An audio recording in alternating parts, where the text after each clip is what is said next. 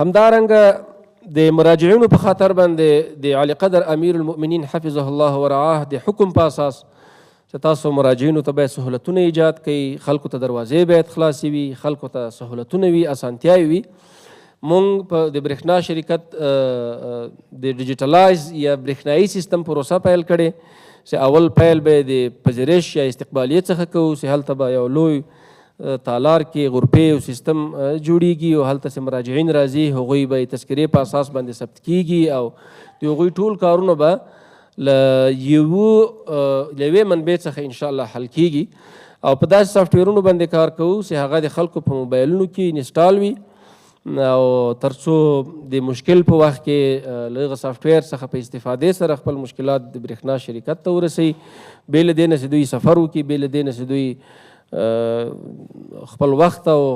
خپلې پیسې ضایع کړي، نو دا به د خپل موبایل له لارې کوي. همدارنګه د میټرونو د سیستم د اصلاح په خاطر باندې نن سبا نړۍ کې تاسې ګورئ چې په پرمختللو هیوادونو کې سمارټ میټرونه چې دي یا هوشمند میټرونه هغه ډېر استفاده کیږي. موږ د دې په خاطر باندې یو مکمله بسته یا پیکیج جوړ کړی یوټیلیټي سلوشنز. دا مو له نړیوالو هغو لویو کمپنیو سره چې په دې برخه کې تجربه لري او په دغه برخه کې عملا کار کړی هغوی سره شریک کړي دي چې هغوی خپل پروپوزلونه له موږ سره شریک کړي. نو ویلی سم چې د دغې پروسې په فعاله کېدو سره به هم د موږ مشتریانو ته ډېر سهولت ایجاد سي، هم به ډېر کنټرول او شفافیت رامنځته سي. چې نه تنها میټرونه دي بلکې بلینګ سیستم په څنګ کې ورسره تړلی او یو لوی ډیټا سنټر به جوړیږي چې بیا به میټر خوان ته ضرورت نه وي چې یو میټر ته درېږي او له یو میټر څخه دی ډیټا را انتقالوي را اخلي او بیا بل ورته جوړیږي. دا به داسې سیستم وي چې د ټول هیواد په سطحه باندې که چېرته انټرنیټ کار کوي که نه کوي، که چېرته شبکې د موږ او تاسې ټلیفوني شبکې کار کوي که نه کوي،